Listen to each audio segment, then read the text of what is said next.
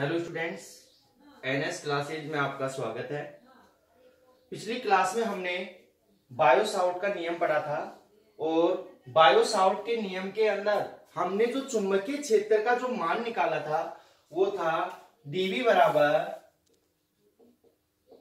Mu naught upon में 4 पाई IDL sine theta बटे कितना आया था R स्क्वायर। बायो-सावर्ट ने नियम से हमने जो चुंबकीय क्षेत्र का जो मान निकाला था dV बराबर म्यू नॉट 4 पाई IDL साइन थीटा बटे R स्क्वायर। अब अपना जो अगला टॉपिक होता है वो ये है कि इस चुंबकीय क्षेत्र की दिशा क्या होगी। तो अब अपना अगला टॉपिक है चुंबकीय क्षेत्र की दिशा ज्ञात करने के नियम। चुंबकीय क्षेत्र की दिशा ज्ञात करने के नियम। और चुंबकीय क्षेत्र की दिशा ज्ञात करने के मुख्यतः 4 नियम होते हैं। चुंबकीय क्षेत्र की दिशा ज्ञात करने के मुख्यतः 4 नियम होते हैं, जिसमें पहला नियम होता है सनो का नियम। सनो का नियम। सनो का नियम क्या कहता है, ध्यान से समझना कि इस नियम के अनुसार जब किसी चालक तार के अंदर, इस नियम के अनुसार जब किसी चालक तार के अंदर विद्युत धारा दक्षिण दिशा से उत्तर दिशा की ओर प्रवाहित होती है, दक्षिण दिशा से उत्तर दिशा की ओर प्रवाहित होती है, तो उस चालक तार के नीचे रखी चुंबकीय सुई का जो उत्तरी ध्रुव है, उस चालक तार के नीचे रखी चुंबकीय सुई का जो उत्तरी ध्रुव है वो पश्चिम की ओर विस्थापित हो जाता है। वो पश्चिम की ओर क्या हो जाता है, विस्थापित हो जाता है।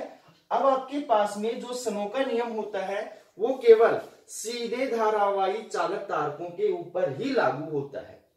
अब अगला सेकंड जो नियम है वो ये है दाएं हाथ की हथेली का नियम।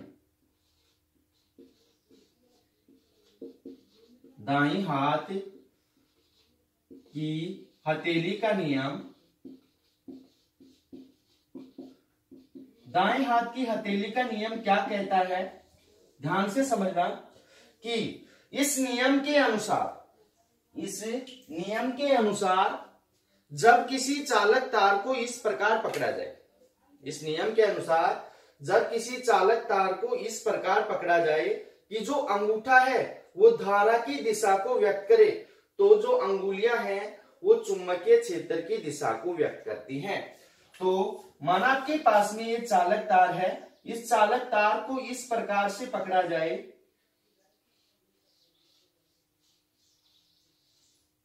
कि जो अंगूठा है वो किसको व्यक्त करे, धारा की दिशा को व्यक्त करे, तो जो अंगुलियां हैं वो चुंबकीय क्षेत्र की दिशा को व्यक्त करती हैं। अब तीसरा है आपके पास में वर्तीय धाराओं के लिए दाईं हथेली का नियम।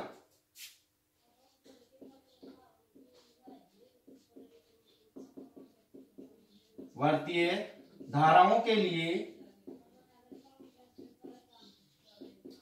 दाईं हथेली का नियम।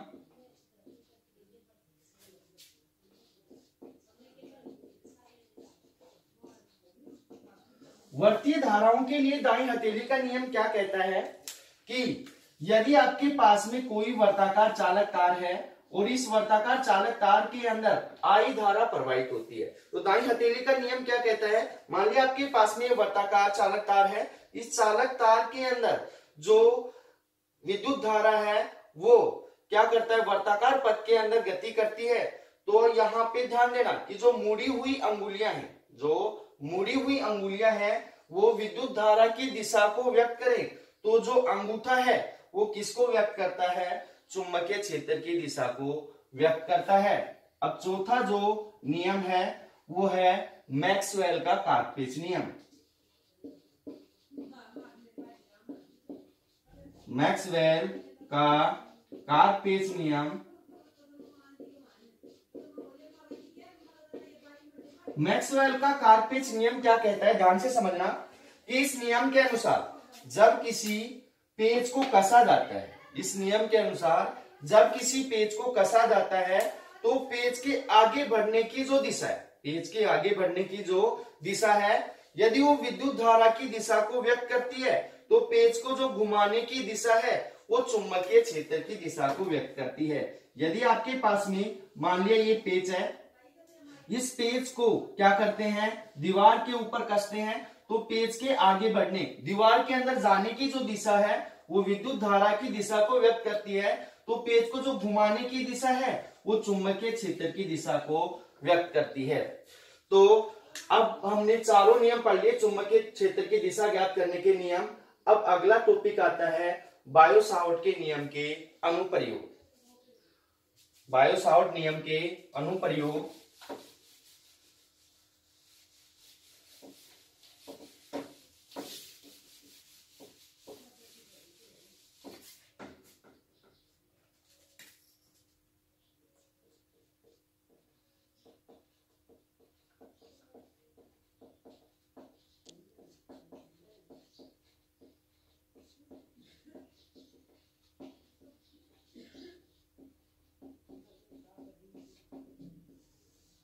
बायो-सावर्ट नियम के अनुप्रयोग के अंदर पहला जो अनुप्रयोग है वो है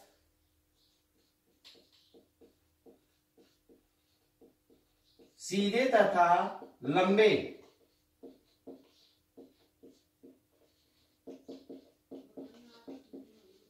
धारावाही चालक तार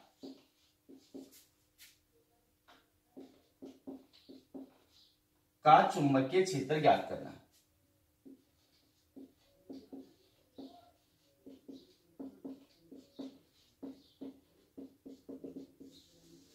सीधे तथा लंबे धारावाही चालक तार का चुंबकीय क्षेत्र ज्ञात करना। और इसको ध्यान से समझना भी कि माना आपके पास में एक XY लंबाई का चालक तार है, एक XY लंबाई का चालक तार है। इस चालक तार के अंदर I धारा प्रवाहित होती है, तो इस चालक तार के चारों ओर चुंबकीय क्षेत्र उत्पन्न होता है। इस चालक तार के किसी बिंदु O से लंबवत D दूरी के ऊपर कोई बिंदु P स्थित है जहां चुंबकीय क्षेत्र का मान निकालना है। कल मैंने आपको बताया था कि बायो-सावर्ट का जो नियम है वो केवल अल्पांशों के ऊपर ही लागू होता है। तो यहाँ पे ध्यान देना कि इस चालक तार के ऊपर हम दो अल्पांश, एक अल्पांश A और B मानते हैं, दूसरा अल्पांश हम क्या मान लेते हैं, C और D मान लेते हैं। तो इस अल्पांश के मध्य बिंदु और बिंदु P को मिलाने वाली, इस अल्पांश के मध्य बिंदु और बिंदु P के मध्य की जो दूरी है वो दूरी माना कितनी है, R है। और इन दोनों अल्पांशों के ऊपरी और तथा निचले वाले सिरे को, ऊपर वाले सिरे तथा नीचे वाले सिरे को मिलाने वाली रेखाएं ये हैं। अब यहाँ पे ध्यान देना भैया कि आपके पास में बिंदु जो अल्पांश आपने AB लिया है जिसका मान कितना है, DL है, इस अल्पांश के कारण बिंदु P के ऊपर बनने वाला कोण कौन सा होगा, APB। ये कोण आपके पास में कितना है, D फाई है। कोण में प्रॉब्लम होगी, कोण अच्छे से समझना कि आपके पास में अल्पांश AB के कारण बिंदु P के ऊपर बनने वाला जो कोण है वो D फाई है, APB, D फाई। उसके पश्चात आपके पास में यहां पे मान लिया बिंदु है आपके पास में O डैश PO या OPO डैश, ये कोण आपके पास माना कितना है, फाई है। ये कोण कितना है आपके पास में, फाई है।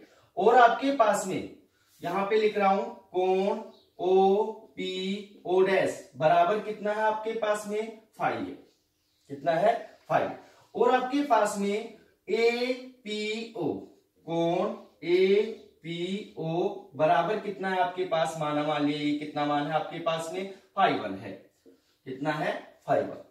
और आपके पास में इस अल्पांश को मिलाने वाला जो कोण है, बिंदु P को मिलाने वाला जो कोण है वो कोण मान लिया कितना है आपके पास में, फाई 2 है।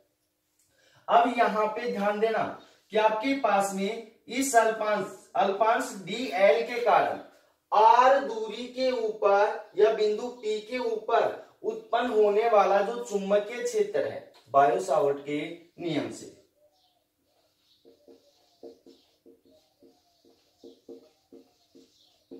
बायो-सावर्ट के नियम से इस अल्पांश के कारण बिंदु P के ऊपर उत्पन्न होने वाले चुंबकीय क्षेत्र का मान बायो-सावर्ट के नियम से क्या होगा, कल हमने निकाला था dv बराबर म्यू नॉट अपॉन में 4 पाई I dl साइन थीटा बटे कितना आया था r स्क्वायर। यह आ गया आपके पास समीकरण नंबर 1। अब उससे आगे समीकरण 1 के अंदर साइन थीटा का मान निकालेंगे। तो यहां पे ध्यान देना भैया कि साइन थीटा का मान निकालने के लिए हम भुजा AP के ऊपर BC लंब डालते हैं, BC लंब डालते हैं। तो ये कोण कितने डिग्री का होगा, 90 डिग्री का होगा। कितने डिग्री का होगा, 90 डिग्री का होगा। तो आपके पास में साइन थीटा त्रिभुज ABC में साइन थीटा बराबर कितना होगा आपके पास में, साइन थीटा बराबर क्या होता है, लाल बटे कक्का से लंब बटे करण। तो आपके पास में लंब कौन सा है, BC, करण कौन सा है, AB। BC बटे क्या हो जाएगा, AB। अब आपके पास में AB का मान कितना दे रखा है, DL। क्योंकि आपके पास में AB बराबर दे रखा है DL, तो ये मान उठाकर यहां डालेंगे। तो आपके पास में साइन थीटा बराबर कितना होगा, BC बटे DL। अब क्या करेंगे, DL को इस साइड भेजेंगे। तो आपके पास में BC बराबर कितना हो जाएगा, DL साइन थीटा। अब आपके पास में DL साइन थीटा, समीकरण 1 के अंदर देखना, DL साइन थीटा का मान क्या डालेंगे, BC डालेंगे। तो यहां लिखेंगे समीकरण 1 से तो आपके पास में dv बराबर कितना होगा, म्यू नॉट अपॉन में 4 पाई I और क्या होगा BC बटे कितना हो जाएगा, R स्क्वायर। BC बटे कितना हो जाएगा, R स्क्वायर। समीकरण नंबर कितना आ गया, 2। अब समीकरण 2 के अंदर किसका मान चाहिए, BC का मान चाहिए। तो यहाँ पे BC क्या है, एक चाप है। तो आपके पास त्रिभुज ABP। अब आपके पास में जो BC है वो लगभग किसके बराबर रहेगा, AB के बराबर रहेगा। तो आपके पास में त्रिभुज ABP में क्या होगा आपके पास में, कोण। क्योंकि मैंने अभी आपको बताया है कि अल्पांश के कारण बिंदु P के ऊपर बनने वाला जो कोण है वो कितना है, d फाई है। तो कोण बराबर क्या होता है आपके पास में, चाप बटे त्रिज्या। अब आपके पास में इस अल्पांश के कारण बिंदु P के ऊपर बनने वाला कोण कितना है, d फाई है। तो कोण d फाई। चाप कितनी है आपके पास में, BC लिख दो या AB लिख दो। तो आपके पास क्या होगा, BC बटे त्रिज्या कितनी हो जाएगा आपके पास में, R हो जाएगी। त्रिज्या कितनी हो जाएगी, R हो जाएगी। तो यहां पे R को इस साइड भेजेंगे। तो आपके पास में BC बराबर कितना होगा, R d फाई होगा। BC का मान समीकरण 2 में रखने पर, BC का मान समीकरण 2 में रखने पर, BC का मान समीकरण 2 के अंदर रखेंगे। तो dv बराबर क्या होगा, म्यू नॉट अपॉन में 4 पाई I R d फाई बटे कितना हो जाएगा, R स्क्वायर हो जाएगा। अब यहाँ पे स्क्वायर से R क्या हो जाएगा, कैंसिल हो जाएगा।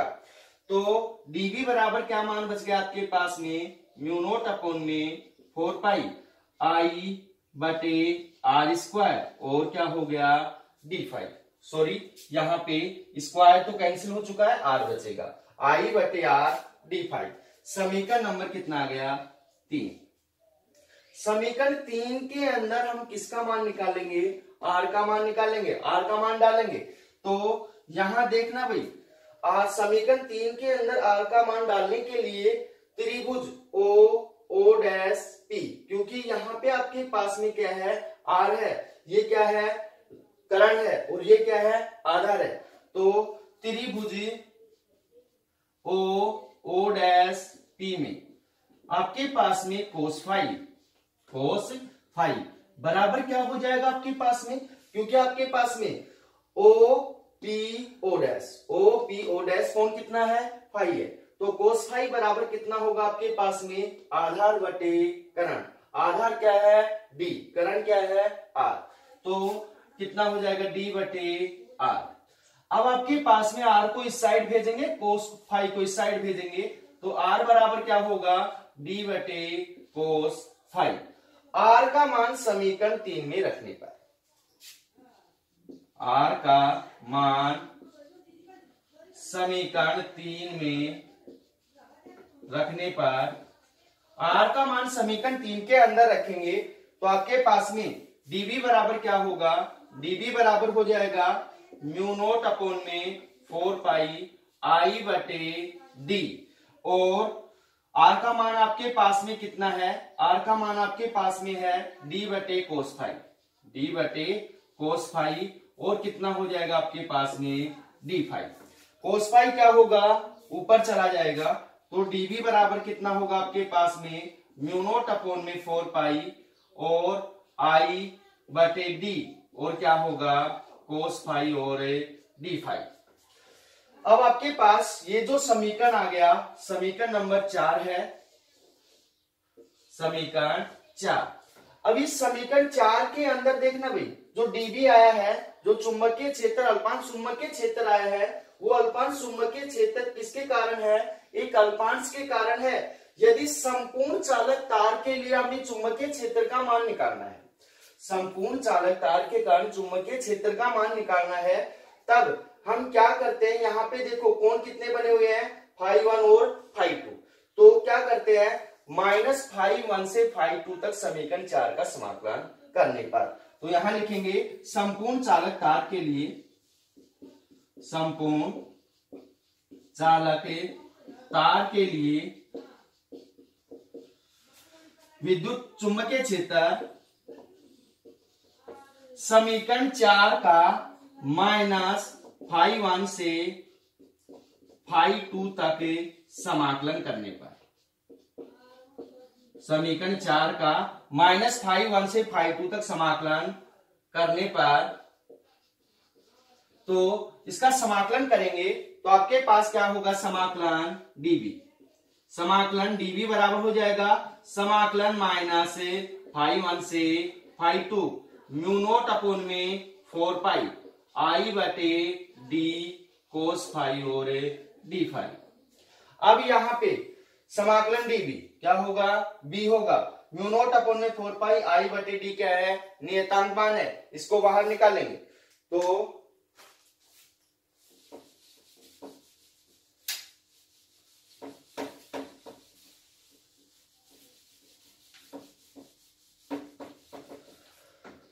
समाकलन डीबी बी बराबर हो जाएगा आपके पास में यहां पे म्यू नोट अपॉन में 4 पाई और क्या होगा आई बटे डी, समाकलन -φ1 से φ2 और क्या होगा कोस फाइव और डी फाइव। अब यहाँ पे कोस फाइव का या कोस थीटा का समाकलन क्या होता है, साइन थीटा, तो कोस फाइव का समाकलन क्या होगा, साइन फाइव। तो बी बराबर हो जाएगा आपके पास में म्यू नोट अपॉन में 4 पाई आई बटे डी और क्या हो गया आपके पास में साइन फाइव, लिमिट कहां से कहां तक है, -φ1 से φ2 तक है। इस समीकरण के अंदर लिमिट डालेंगे तो आपके पास b बराबर क्या होगा, म्यू नोट अपॉन में 4 पाई आई बटे डी और क्या होगा साइन, पहले कौन सी लिमिट डालेंगे, ऊपर वाली, साइन φ2 माइनस में क्या होगा साइन -φ1।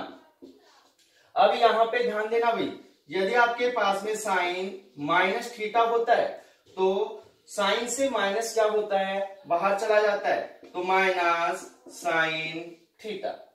तो यहां से माइनस बाहर जाएगा तो माइनस माइनस क्या होगा, प्लस होगा, b बराबर हो जाएगा म्यू नोट अपॉन में 4 पाई आई बटे डी, और क्या होगा साइन फाई 2 प्लस में साइन फाई 1। आ गया समीकरण नंबर 5। इस प्रकार से सीधे तथा लंबे धारावाही चालक तार के कारण चुंबकीय क्षेत्र का जो मान है वो कितना है, b बराबर म्यू नोट अपॉन में 4 पाई आई बटे डी साइन फाई 2 प्लस में साइन फाई 1। अब इसके अंदर कंडीशन लगेंगी। कंडीशन फर्स्ट क्या है,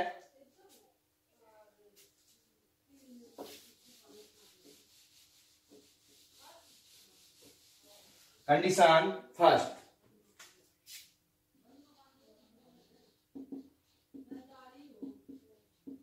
कंडीशन फर्स्ट क्या कहती है, यदि आपके पास में जो चालक तार है अनंत लंबाई का है, क्या है अनंत लंबाई का है, तब आपके पास में फाई 1 बराबर फाई 2 बराबर कितना होगा 90 डिग्री। यदि आपके पास में जो चालक तार हमने लिया था वो अनंत लंबाई का है तो फाई 1 बराबर फाई 2 बराबर 90 डिग्री होगा। तो आपके पास में उत्पन्न जो चुंबकीय क्षेत्र होगा समीकरण 5 से, समीकरण 5 से क्या मान होगा आपके पास में, b बराबर हो जाएगा म्यू नोट अपॉन में 4 पाई आई बटे डी, और क्या होगा साइन 90 प्लस में साइन 90।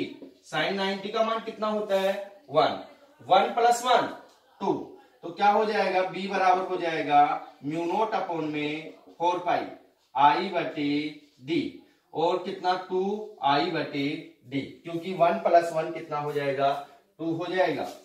तो कंडीशन फर्स्ट आ गई। कंडीशन सेकंड,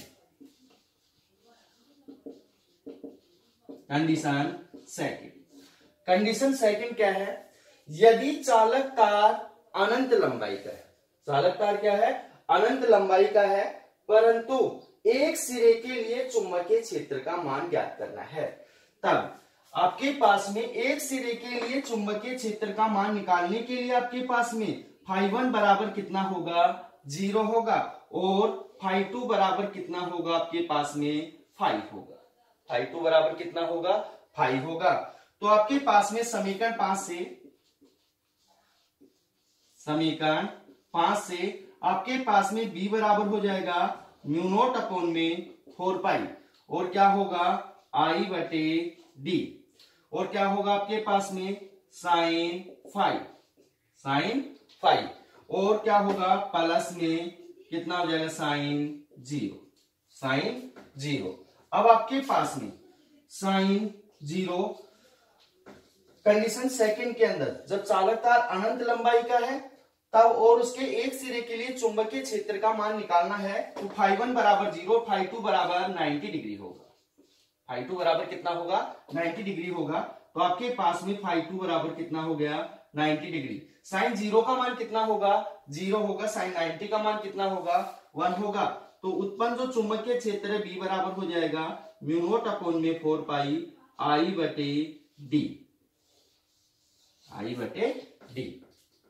उससे आगे यदि आपके पास में कंडीशन जो थर्ड है वो ध्यान से समझना, अच्छी कंडीशन है। यदि आपके पास में जो चालक तार है L लंबाई का है,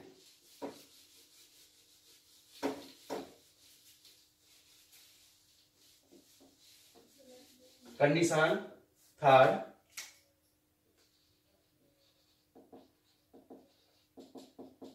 कंडीशन थर्ड क्या है, यदि आपके पास में जो चालक तार है वो L लंबाई का है,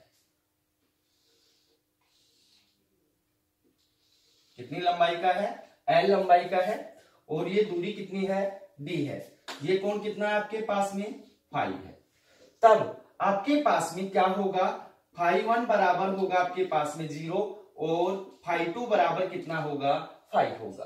फाई 2 बराबर कितना होगा 5 होगा। तो समीकरण 5 से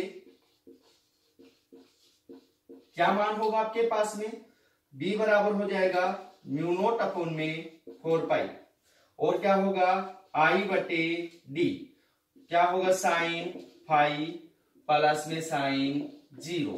साइन 0 का मान कितना होगा 0 होगा। तो आपके पास में b बराबर होगा म्यू नोट अपॉन में 4 पाई आई बटे डी और साइन फाई। इस समीकरण के अंदर अगर हम साइन फाई का मान निकालें तो यहाँ पे देखना कौन सा त्रिभुज है, समकोण त्रिभुज है। ये क्या दे रखा है, लंब। ये क्या दे रखा है, आधार। करण कितना होगा, under root L square plus में डी स्क्वायर। तो आपके पास में साइन फाई बराबर कितना होगा आपके पास में, लंब बटे करण। लंब कौन सा है, एल। करण कौन सा है, under root L square plus में डी स्क्वायर। एल बटे under root L square plus में डी स्क्वायर। ये मान उठाकर यहां डालेंगे तो b बराबर हो जाएगा म्यू नॉट अपॉन में 4 पाई आई बटे डी, एल बटे under root L square plus में डी स्क्वायर। अब आपके पास में कंडीशन 4 आती है।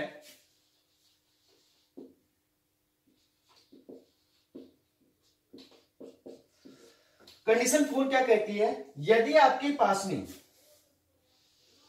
जो बिंदु P है, यहां हमने जो d दूरी के ऊपर बिंदु P माना था, वो बिंदु P यदि चालक तार के अक्ष के ऊपर स्थित है, कहां स्थित है, अक्ष के ऊपर स्थित है, तब आपके पास में जो φ1 बराबर होगा 0 और φ2 बराबर भी क्या होगा, 0 होगा।